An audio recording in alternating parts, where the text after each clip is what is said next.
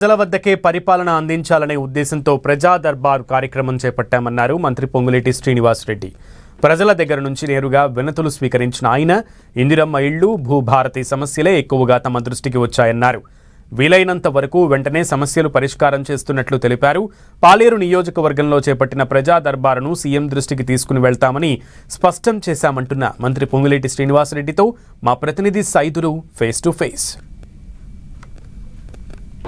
ప్రజా పరిపాలన ప్రజా దర్బారు పేరుతో వినూతనంగా రెవెన్యూ శాఖ మంత్రి పొంగులేటి శ్రీనివాసరెడ్డి తన నియోజకవర్గంలోని నేలకొండపల్లి మండలంలో ప్రజా దర్బారు నిర్వహించారు. ఆ మండలానికి సంబంధించిన ప్రజలు ఎదుర్కొంటున్న సమస్యలను స్వయంగా తానే ఉంటూ అటు జిల్లా అధికారులను అందరినీ కూడా ఇక్కడే ఉంచి అన్ని శాఖలకు సంబంధించినటువంటి అంశాలు ఏవైతే ఉన్నాయో ఆ సమస్యల పరిష్కారం కోసం నేరుగా వినతులు తీసుకోవడంతో పాటు ఆ సమస్యలను పరిష్కారం చేసేందుకు తక్షణమే చర్యలు తీసుకుంటున్న పరిస్థితి. భూభారతి సంబంధించి కూడా ప్రయోగాత్మకంగా అమలు జరుగుతున్నటువంటి పరిస్థితి ఉంది. మనతో మాట్లాడేందుకు రెవెన్యూ శాఖ మంత్రి ఉన్నారు. సార్ చెప్పండి, ఈ ఎన్నడూ లేని విధంగా ప్రజా పరిపాలనలో ప్రజా దర్బార్ నిర్వహిస్తున్నారు. రాష్ట్రంలోనే తొలి దర్బార్గా మనం చెప్పుకోవచ్చు. ఏంటి సార్, ఏం జరుగుతుంది అసలు? ఈ ప్రజా ప్రభుత్వం గౌరవ ముఖ్యమంత్రి రేవంత్ రెడ్డి గారి నాయకత్వంలో ప్రజల వద్దకే ప్రభుత్వం అనే కార్యక్రమంలో భాగంగా గడిచిన 99 రోజుల నుంచి చేస్తున్న కార్యక్రమంలో ఇది కూడా ఒక భాగం. ప్రజా దర్బార్ కార్యక్రమం ద్వారా జిల్లా వ్యాప్తంగా ఉన్న ఉన్నతాధికారులతో అందరినీ కూడా పిలిచి ఒకే వేదిక మీద ఆన్ ది స్పాట్ క్లియర్ అయ్యే ఇష్యూస్నన్నీ స్పాట్లో క్లియర్ చేస్తూ ఇందిరమ్మ ఇళ్ళు కానీ భూభారతకు సంబంధించిన అంశాలు కానీ అదే రకంగా తాగునీరు సమస్యలు చాలా తక్కువగా ఉన్నాయి అది కానీ ఆసరా పెన్షన్ కానీ ఇటువంటి కార్యక్రమాలని విపరీతమైన సమస్యలు ఏవైతే ఉన్నాయో అవన్నీ కూడా వాళ్ళు అడగటం జరుగుతుంది. వాటిని వన్ బై వన్ షార్ట్అవుట్ చేయడం జరుగుతుంది. ప్రజాప్రభుత్వం యొక్క కాన్సెప్టు ప్రజల వద్దకే ప్రభుత్వం పోవాలనే కాన్సెప్ట్లో డెఫినెట్గా దీంతో ఈ నియోజకవర్గ ప్రజలను మోడల్గా చూసిన తర్వాత తప్పకుండా రాష్ట్రంలో కూడా ఈ కాన్సెప్ట్ పెడితే బాగుంటుందేమో అనిపిస్తుంది. తప్పకుండా దీన్ని గౌరవ ముఖ్యమంత్రి గారితో సహచర మంత్రులతో చర్చించి ఈ కాన్సెప్ట్ను కూడా అడాప్ట్ చేస్తారు. వరకు మీరు తీసుకున్నటువంటి దరఖాస్తులు ప్రధానంగా మీ నోటీస్కి వచ్చినటువంటి సమస్యలు ఏంటి సార్?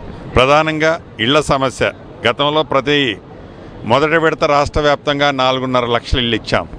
ఆనాటి 10 సంవత్సరాల్లో ఇల్లు ఇవ్వని కారణంగా అది ప్రధాన సమస్యగా జనంలో అలానే నిలిచిపోయింది.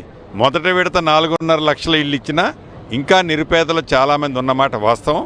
రెండో విడత మే నెలలో ఇస్తున్నాం. ఇట్లా ప్రతి సంవత్సరం ఇచ్చి నిరుపేదలకు ఇచ్చే కాన్సెప్ట్కి పులి స్టాప్ పెడతాం.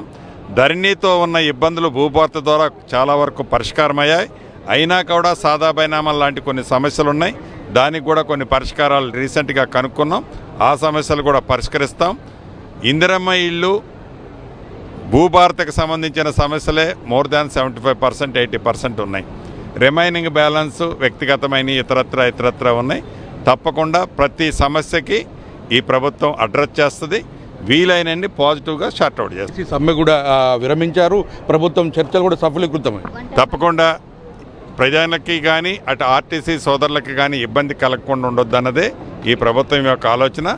దాంతో రాత్రి చాలా పొద్దుపోయిన దాకా సహచర మంత్రులు ఆర్టీసీ యూనియన్ల వాళ్ళతో చర్చించి దాన్ని పాజిటివ్గా క్లోజ్ చేయడం జరిగింది. మొత్తంగా చూసుకున్నట్లయితే తమ నియోజకవర్గంలో ఉన్నటువంటి సమస్యలను పరిష్కరించే దిశగా ప్రజా దర్బార్ని నిర్వహిస్తున్నామని రాష్ట్రంలో ఎక్కడా లేని విధంగా ఖమ్మం పాలేరు నియోజకవర్గంలోనే ప్రజా దర్బారు కార్యక్రమం నిర్వహిస్తూ సమస్యలు తెలుసుకోవడంతో పాటు ఆ సమస్యల పరిష్కారానికి తక్షణమే చర్యలు తీసుకుంటున్నామని కూడా మంత్రులు చెప్తున్న పరిస్థితి. దృష్టికి వచ్చినప్పుడు సమస్యలను తక్షణమే పరిష్కారం చేయాలని కూడా అధికారులకు ఆదేశాలు జారీ చేస్తామని కూడా చెప్తున్నారు. తక్షణం ఆ సమస్య పరిష్కారానికి అధికారులు చర్యలు తీసుకుంటున్నారని కూడా మంత్రి స్పష్టం చేస్తున్న పరిస్థితి. అదేవిధంగా ఆర్టీసీ కార్మికుల సమ్మె దృష్టిలో పెట్టుకుని సమస్యను సానుకూలంగా స్పందించి సమ్మెను విరమింపజేశామని కూడా చెప్తున్నారు. ప్రయాణికులు అటు ఉద్యోగులు కూడా ఎవరు ఇబ్బంది పడకుండా ఉండేందుకు రాష్ట్ర ప్రభుత్వం చర్యలు తీసుకుందని కూడా మంత్రి పొంగులేటి చెప్తున్నారు. కెమెరామెన్ విజయ్తో సైదులు 10 టీవీ రాయగూడెం, ఖమ్మం జిల్లా.